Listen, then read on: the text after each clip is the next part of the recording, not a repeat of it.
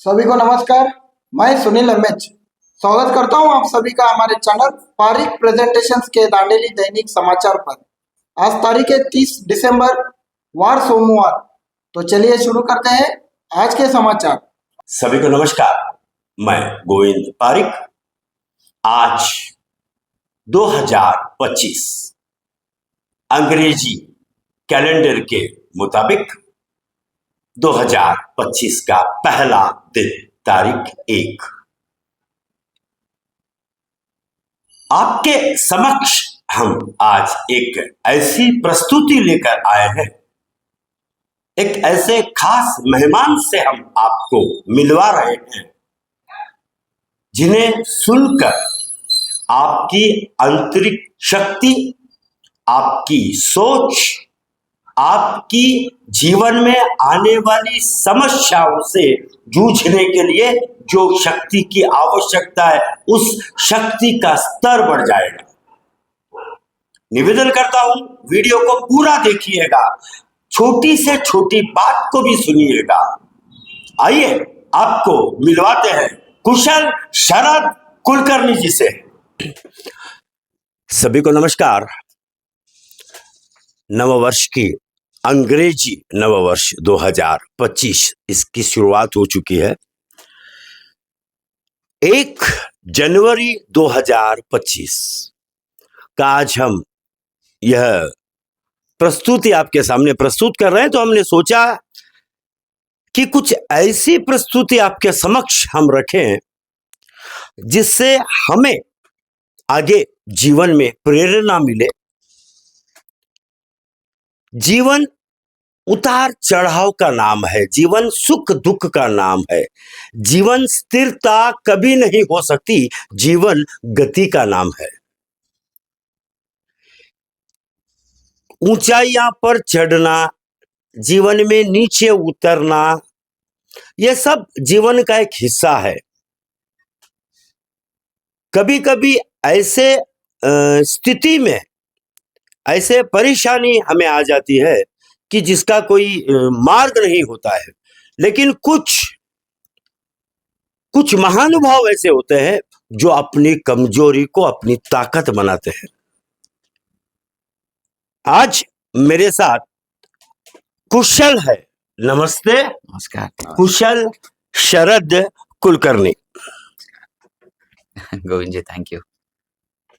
बहुत हृदय से हमारे इस पारिक प्रेजेंटेशंस के चैनल पे स्वागत करता हूं। Thank you Govind sir, thank you very much. आज अगर सही मायने में कहूं तो अंतर आत्मा से खुशी हो रही है कि मैं एक ऐसे इंसान के साथ हूं जो जिसको हम रोल मॉडल कह सकते हैं, और किसी भी परिस्थिति से जूझकर कैसे हम निकल सकते हैं, इसका साक्षात उदाहरण है। बताते हैं आपको। कुशल जी, हमें ये बताइए कि आपको किस बीमारी ने और कब घेरा? ओके, तो मेरे को जो आईसाइट का जो चैलेंज है, मैं इसको चैलेंज इसलिए बहुत सारे लोगों को चैलेंज मतलब समझाने का कोशिश करता हूँ।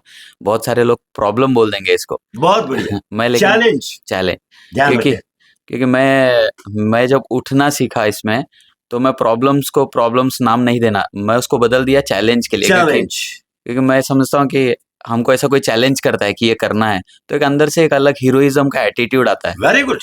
तो इसको मैं चैलेंज बोल रहा हूँ। बहुत बढ़िया। आईसाइट का जो चैलेंज है, ये इसको रेटिनाइटिस पिगमेंटोसा करके एक आई डिसीज है, रेयर है थोड़ा सा। नेत्र रोग है, आंखों से दिखना बंद हो जाता है, और इसका नाम क्या बताया आपने इस रोग का? Retinitis pigmentosa. शॉर्ट फॉर्म में मेडिकल टर्म में इसको आरपी कहते हैं। अच्छा। तो ये जेनेटिक डिसऑर्डर कहते हैं इसको। तो ये एकदम से पता भी नहीं चलता, और इसको फिलहाल इस कुछ समय के पहले, मतलब हम जैसे बात कर रहे हैं, मैं थोड़ा पॉजिटिविटी अंदर रखने वाला हूँ, आदमी, इंसान हूँ। बहुत अच्छी बात है। हो सकता है कि जैसे हम बात कर रहे हैं, किसी कोने में दुनिया में इसका इलाज निकल चुका होगा, अभी हम तक पहुंचना बाकी है बस। अच्छी बात है। ये पॉजिटिविटी है। सकारात्मकता। बोलिए प्लीज। तो जब मुझे पता चला था, तब डॉक्टर्स के पास क्या इलाज नहीं था। लेकिन डॉक्टर्स इसको मतलब जज वो उनके भी लिमिटेशंस हैं, गलती किसी की नहीं है।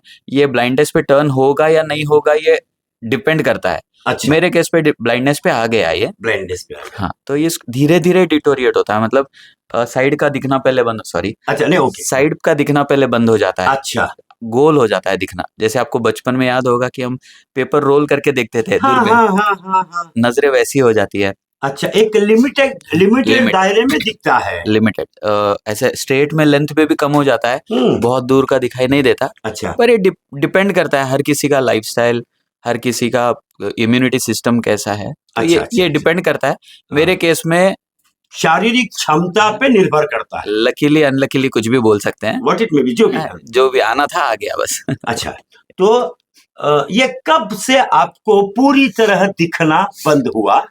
पूरी तरह से 2021 में लगभग कह सकता हूँ, दिसंबर का महीना था। हम्म, उस दिनों मुझे मतलब वो आखिरी टाइम था जब मैं अपने फैमिली को देखा। अगर तारीख बोलूं तो 10 दिसंबर था अरे वाह, 2021। उस टाइम पे मैं अपनी बच्ची, अपनी बीवी, माँ बाप को, परिवार, यस, पूरी फैमिली को लास्ट टाइम जब देखा था, वो तारीख मुझे जो याद है वो 10 दिसंबर 2021 है। उसके बाद मुझे याद नहीं है कि मुझे कुछ दिखाई दिया। मतलब वो क्लैरिटी निकलता जा रहा था, वो अच्छा, एक अच्छा, एक अच्छा, दिन का हिसाब था, जो देखने की क्षमता है वो कैपेसिटी। घटती चली गई और 10 दिसंबर को पूरी तरह दिखना बंद हो गया। मैं सही बोल रहा हूँ? लगभग जितना मुझे याद है अच्छा, उतना, मगर फिर उसके आगे फिर वो बढ़ता ही गया। बढ़ता ही गया। हाँ, फिर हाँ, 10 दिसंबर को लगभग क्या कहें, समय ने ऐसी करवट बदली कि ने दिखना बंद हुआ। लेकिन आपने इस चैलेंज को, मैं भी इसे प्रॉब्लम या कमजोरी कहने की गलती नहीं करूंगा, इस चैलेंज को अपने जीवन में एक्सेप्ट किया और इस चैलेंज को कैसे चैलेंज किया? हाँ, तो पहले फ्रैंकली बोलूं, अगर मैं पीछे मुड़ के जब भी देखता हूँ कि मुझे ताकत कहाँ से मिली, एक तो माँ बाप का आशीर्वाद, नो डाउट, इसमें वो कोई दो नहीं। अनडाउटेडली, क्योंकि कुछ किस्से ऐसे हुए जिंदगी में कि सोचता था कि मैं वो किस्से नहीं होते तो आज एटीट्यूड भी नहीं होता था। मतलब माँ का वो कुछ ना कुछ बोलना कि यार ये कर, कुछ भी काम हो, जैसे झाड़ू पोंछा भी लगाना, वो Very good. बोलती थी कर कर कर, ऐसा नहीं लड़का लड़की का भेदभाव नहीं है, कर। अच्छी बात। तो जब मेरी आंखें जा रही थी, एक टाइम ऐसा था कि मैं बहुत डिप्रेस्ड मोड पे था, मेरे पास कुछ काम भी नहीं था, नौकरी तो छोड़ ही दिया था। छोड़। हाँ, उस टाइम पे मैं, एक टाइम मुझे ऐसा याद है कि मैं अपने वाइफ को और अपने मदर को सरेंडर किया था कि जो आप बोलोगे वो मैं करूंगा। और मेरी माँ बोलती थी काम नहीं है ना, चल थोड़ा झाड़ू लगा ले। उसका इंटेंशन ये नहीं था कि झाड़ू लगवाना है, उसका इंटेंशन ये था कि मैं बिजी रहूं, क्योंकि वो जो ट्रांजिशन पीरियड था, जिन दिनों मेरी आंखें ड्रॉप हो रही थी ना, वो बहुत खतरनाक फेज था। मतलब डरावना भी बोल सकते हैं आप, क्योंकि दिखते दिखते एक एक दिन का हिसाब है। अब ठीक है, अब वो उभर चुका है, अब वो फर्क नहीं पड़ता मुझे, लेकिन अगर 2021 का मैं टाइम याद करूं तो वो थोड़ा सा डरावना भी था मेरे लिए। धीरे धीरे धीरे आंखें जाना रोज फील होता था, और ये सिचुएशन ऐसी है कि आप किसी को एक्सप्रेस नहीं कर पाओगे। कितना दिख रहा है कितना नहीं दिख रहा है इसका परसेंटेज नहीं है, या तो वो दिख रहा है हाँ है, या तो नहीं दिख रहा है नहीं दिख रहा है, सिंपल। वो बीच का जो स्टेज था मैं कभी किसी को एक्सप्लेन कर ही नहीं पाया, और वो बहुत दर्दनाक था। वो मतलब एक फीलिंग है, देखो आप, होता एक है, इमोशनल होता है। फीलिंग है। जब आप बोल रहे हो तो वो शब्द नहीं है, नहीं है। बोलिए प्लीज। तो उस टाइम पे जो वो पास ऑन होने लगा कि खाने का मन नहीं करता था, लेकिन फिर वाइफ बोलती थी ये बना हुआ है खा लो, हाँ मैं खा लेता था। वाइफ मदर बोलती थी ये करना है कर ले। मतलब छोटे छोटे कामों से वो जो अंदर ही अंदर एक ताकत बढ़ने लगी ना, तो वहां से एक नया बर्थ हुआ। मतलब मैं हर बार कहता हूँ 2021-22 में जो ट्रांजिशन हो रहा था, एक्चुअली मेरा बर्थ वहां पे हुआ। और ये जीवन में जो 21 और 22 में बदलाव आए, उस बदलाव ने आपके हिसाब में आपको पुनर्जन्म दिया। डेफिनेटली इसको रीबर्थ कह सकते हो आप, रीबर्थ कह सकते हैं। बिल्कुल। क्योंकि पहले का जो वर्जन था, था मतलब दिन भर गुजारा अपना काम, मैं मेहनती तो पहले से था, मैं उस नो पे डाउट, इसे हम जानते हैं मेहनती हो। तो उसमें मैं कभी पीछे नहीं हटा। लेकिन हमारा कभी कभी मुझे ऐसा फील होता है, हमारा पोटेंशियल हमको खुद को नहीं पता होता, परिस्थिति हमको फील करवाती है। ये जो आज मेरा पोटेंशियल है, मैं कभी सोच भी नहीं सकता था कि ये मेरा इतना ताकत है क्या मेरे अंदर, आंतरिक शक्ति, वो ये परिस्थिति है। तो इसलिए मैं ब्लाइंडनेस को कभी बुरा नहीं माना मैं इसका कभी। क्योंकि इसकी वजह से मुझे कितनी अच्छी बात कही आपने जी। कि जो मुझे हुआ है, जिस रोग से मैं ग्रसित हूं, उसको बुरा मानने की जरूरत नहीं, आवश्यकता ही नहीं है। भगवान ने हमें चैलेंज दिया है और तुमने चैलेंज एक्सेप्ट किया है। डेफिनेटली। और हाँ बोलिए। और आपने कहूं तो जब दिखना बंद हुआ उसके बाद में आपने पुस्तक लिखी, उस पुस्तक के बारे में बताइए। पुस्तक हाँ, हाँ मतलब वो भी एक मेरे लाइफ का बहुत स्ट्रॉन्ग एलिमेंट हुआ है, क्योंकि लोग मुझे कहते थे कि यार तेरी स्टोरी कुछ दमदार है, दमदार है। तो मैं नॉर्मली लेता था, हाँ ठीक है, मतलब लगता होगा नॉर्मली लोगों को कि यार ये कुछ अलग कर रहा है, अलग कर रहा है। लेकिन मेरा इंटेंशन ये था कि मैं अपने आप को कैसे बिजी रखूं, अपना कैसे लाइफ प्रोडक्टिव रखूं, मेरा इंटेंशन हमेशा वो होता था। तो वो करते करते मुझे बहुत सारे लोगों ने अप्रोच किया कि तुम्हें अपनी बुक लिखनी चाहिए। अब मैं जैसे ऑनलाइन वर्ल्ड में हूँ, वहाँ पे अक्सर आप मेरे को ऐसे बहुत सारे लोग मिल चुके हैं जिन्होंने अपने लाइफ पर किताब लिखी है, अपने एक्सपर्टीज पर। जैसे कि कोई पेरेंटिंग एक्सपर्ट है, तो उन्होंने पेरेंटिंग कैसे करनी चाहिए उस पर किताब लिखी है। ऐसे मैं बहुत सारे लोगों को देखता था, तो मुझे बार बार अप्रोच आ रहा था कि किताब लिख दो, लिख दो, लिख दो। तो शायद 2023 नवंबर दिसंबर की बात है, मैंने सोचा चलो लिख देते हैं। तो पिछले साल दिसंबर में मैंने आउटलाइन स्ट्रक्चर बना दिया उसका, कि नाम नहीं पता क्या होगा, कवर कैसा होगा पता नहीं। अभी मुझे फ्रैंकली बोलूं तो कवर सब लोग तारीफ करते हैं, लेकिन कवर कैसा है मुझे पता नहीं है। लेकिन वो नाम क्या होगा, वो कहते हैं ना, एक बार सोच आ गई तो फिर आगे की कड़ी अपने आप जुड़ने लगती है। बहुत बढ़िया। मैंने उसका आउटलाइन स्ट्रक्चर बना दिया, क्या बनाऊंगा, कुशल कौन था जब दिखाई देता था, उसके आगे क्या हुआ, डाउनफॉल क्या आया, डाउनफॉल पे मुझे अपॉर्चुनिटीज कैसे मिली, फैमिली का क्या सपोर्ट था, और मैं जिद्दी कैसे बना। जिद्दी यानी इस लाइन, जिद्दी मतलब उस चैलेंज हट से जिद कैसे करो। हट, वो हट जो पैदा हुआ मेरे अंदर, उस बारे में हल्का हल्का, क्योंकि बुक में आप, किताब में सारे चीज लिख भी नहीं पाओगे आप, और लिखते लिखते फिर बुक कभी खत्म भी नहीं हो पाएगी, क्योंकि सही बात। वो इम्पॉसिबल है। तो मैंने छोटे छोटे एलिमेंट्स जो मेरे लाइफ के थे वो लिख दिया। और सच्ची बोलूं तो वो बस लिखने के लिए ऐसे ही लिखा, उसके पीछे मेरा कोई इंटेंशन नहीं था कि ये प्रमोशन होगा, मेरे अंदर मेरा अथॉरिटी बिल्ड होगा, ऐसा कुछ नहीं, बस लिखना है, लिख दिया। और वो जब बाहर निकला तो उसने अलग ही अपने हिसाब से रूप ले लिया। अलग रूप ले लिया वो। क्या बात है। और उसको भी मैं क्रेडिट दूंगा मेरी माँ को, बहुत बढ़िया। क्योंकि वो मेरी माँ, बिना बिना बिना परिवार के सारे सदस्यों के सहयोग के डेफिनेटली हम कुछ भी नहीं, क्या कहते हैं, हम कुछ नहीं है। बहुत बढ़िया बात है, हम कुछ नहीं है। पहले बुक का नाम क्या है आपके? वो द अनस्टॉपेबल यू बाय कुशल कुलकर्णी करके अमेजॉन, फ्लिपकार्ट हर जगह अवेलेबल है। और सबटाइटल है उसका the unstoppable you, journey of a guy embracing life after blindness. यानी ब्लाइंडनेस के बाद मैंने एम्ब्रेसिंग को, मुझे नहीं पता हिंदी में क्या कहूँ, लेकिन उसको ग्रोथ बोलो, मुझे एग्जैक्टली नहीं पता एम्ब्रेसिंग को क्या कहते हैं। उसको फील करके मैंने उसमें ग्रो जब किया, एग्जैक्टली उसको जिस नजरिए से देखना था, उसको लिए नजर की जरूरत नहीं थी, नजरिए की जरूरत थी। बहुत बढ़िया। कुछ परिस्थितियां ऐसी होती है जहां नजर की नहीं, नजरिए की जरूरत होती है। ध्यान रखिएगा इस लाइन को, नजर की नहीं, नजरिए की जरूरत होती है। प्लीज बोलिए। तो उसके बाद वो किताब ने, मैंने जैसे बोला, उसके पीछे एक हल्की सी एक फनी स्टोरी है। हाँ, जब मैं बुक लिख के खत्म, मतलब 4th चैप्टर में था मैं, जैसे मजाक मजाक में लिख रहा था, 4th चैप्टर में मैंने डिसाइड किया कि इसका अब कवर पेज भी डिजाइन करना होगा, क्योंकि अमेजोन, मतलब प्रिंटिंग विंटिंग का तो आइडिया नहीं था कैसे करना है। पहले सोचा कि ऑनलाइन डिजिटल वर्जन में डालेंगे। अच्छा। तो मैंने अपने एक ग्राफिक डिजाइनर से बोल के 7 कॉपीज मैंने बनवाई। अच्छा। कवर इमेज के। हाँ। और मैंने उसको अपने फैमिली के व्हाट्सएप ग्रुप में डाल दिया। और मेरी मम्मी इंग्लिश ये पढ़ नहीं पाती हैं, और मैं भी तो मैं वॉइस मैसेजेस ज्यादा डालता हूँ ग्रुप में जब भी किसी को कुछ बोलना होता है। तो वो 7 फोटो तो डाल दिए, लेकिन मैंने वॉइस मैसेज डालना रह गया मेरे से, कि इसमें से कोई एक फोटो सिलेक्ट कर लो, वाइफ है, बड़े भैया हैं, माता पिता। तो मैंने सोचा कि एक फोटो कॉमन में सिलेक्ट कर लेंगे और उसको प्रिंट नेक्स्ट स्टेप डालेंगे। अच्छा। अब मैंने वॉइस मैसेज तो डाला नहीं। मेरी मम्मी ने समझा कि इसका किताब लिख के खत्म हो चुका है, उसने व्हाट्सएप के स्टेटस पे लगा दिया 7 के 7 फोटोज। ओहो।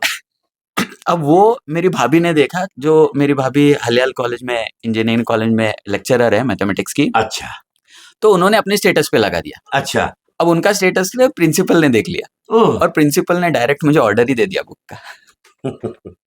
तो जब एक मिनट प्लीज, जब हम हिम्मत करके आगे चलते हैं ना, एक सोच, एक इरादा, एक मजबूत हौसले के साथ हम जब आगे बढ़ते हैं ना, तब कुशल बनते हैं। प्लीज अरे वाह, बोलिए।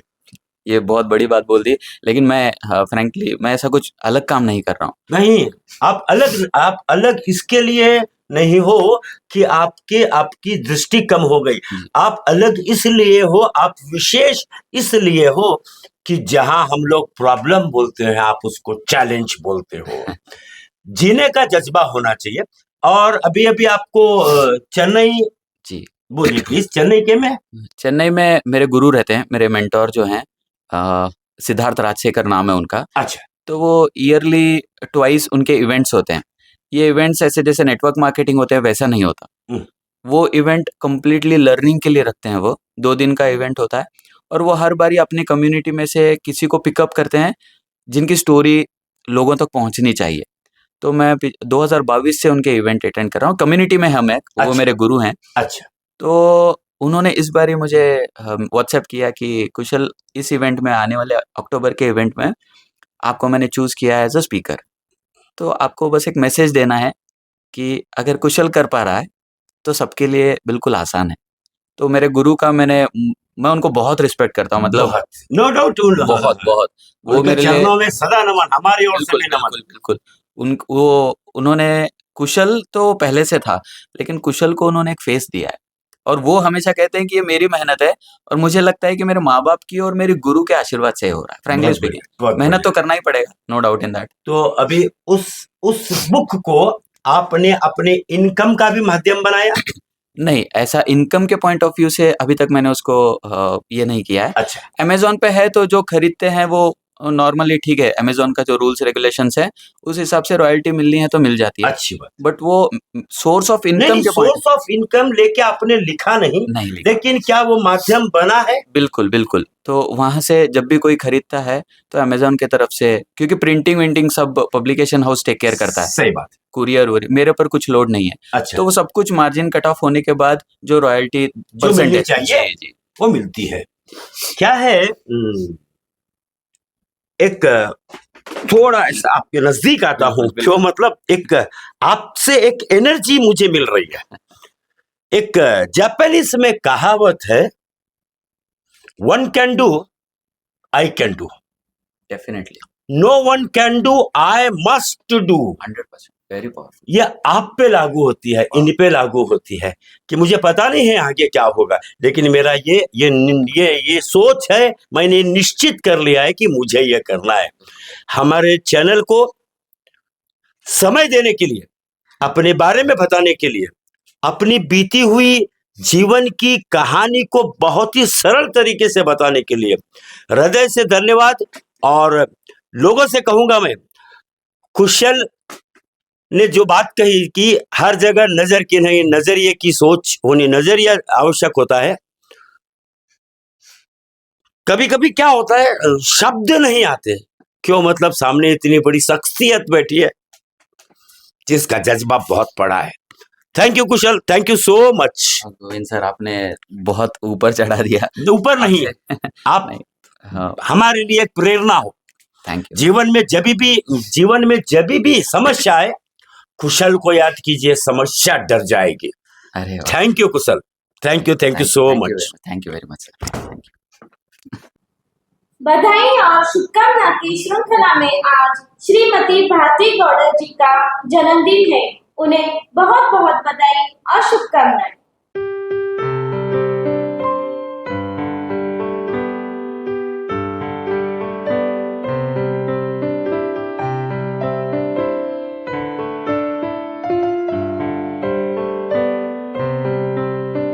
नमस्कार, मैं दिशा आचार्य, दांडेली के गांधीनगर के निवासी श्री दाऊद साहब बाबन्नवर जी ने नववर्ष के आगमन पर वहां के निवासियों को भोजन कराकर नववर्ष की शुभकामनाएं दी। सभी को नमस्कार। 2025 नववर्ष के इस शुरुआत पे पावन कार्य, नववर्ष को, इस हैप्पी न्यू ईयर को लोग अपने अपने तरीके से मनाते हैं, जिसमें ज़्यादातर देखा गया है शराब का सेवन करना। ये जो नौजवान बच्चे हैं, ये शराब का सेवन कर कर सिर्फ उधम मस्ती करना, इसी को हैप्पी न्यू ईयर समझते हैं। यहाँ पे दाऊल साहब है, दाऊल साहब ने एक अजीब तरीका निकाला, यहाँ पर और भी उनके साथी है, उन्होंने एक तरीका निकाला कि अपन कैसे रोक सकते हैं इन नौजवान बच्चों को कि वो यहीं पर अपने घर के आसपास रहकर इस नववर्ष की शुरुआत कर सके। क्या किया आपने? बात कर रहे हो कुछ? आप बोलो। सर, हम लोग ये जो नए वर्ष के अवसर पर जो लोग मौज मस्ती करते हैं, उस मौज मस्ती को हम रोकने के लिए हम लोगों ने एक कमेटी बना कर तय किया कि लोगों को यहाँ पर मौज मस्ती दारू के वजह से नहीं होना चाहिए, बट लोगों को खाना गिना खिला के उन लोगों को अच्छे से देखभाल, सार्वजनिक भोज कर दिया सर, करके उनके हाँ उनके सभी लोग आकर हमारे पूरे परिवार को बुला के खाना सबको बुलाया पूरे परिवार को बुलाया। तो इससे क्या होता है, जब पूरे परिवार को बुलाते तो बच्चे भी आते हैं, माता पिता भी आते हैं और सब एक जगह रहते हैं, बच्चों पे नजर भी रहती है और बच्चे आनंद भी लेते हैं। काफी लोग आए थे, बहुत लोग आए थे जी, बहुत लोग आए थे। आइए देखते हैं कुछ वीडियो हमको इधर के लोगों ने भेजा कि उनकी इच्छा थी कि हम इस तरह की समाचार आपको दिखाएं, ताकि अलग अलग एरिया में इस तरह सभी मिलके कार्यक्रम किया तो और सबको बनना चाहिए और करना चाहिए, ताकि ये बेवजह जाकर नजदीक में नदी है, नदी के किनारे उन नशीले पदार्थों का सेवन कर नशे में करने के बजाय अपने परिवार के साथ, अपने मोहल्ले के साथ किस तरह नववर्ष की शुरुआत कर सकते हैं, इसका एक बहुत ही बेहतरीन तरीका दाऊल साहब ने प्रस्तुत किया। कुछ वीडियो है हमारे पास, आइए आपको दिखाते हैं।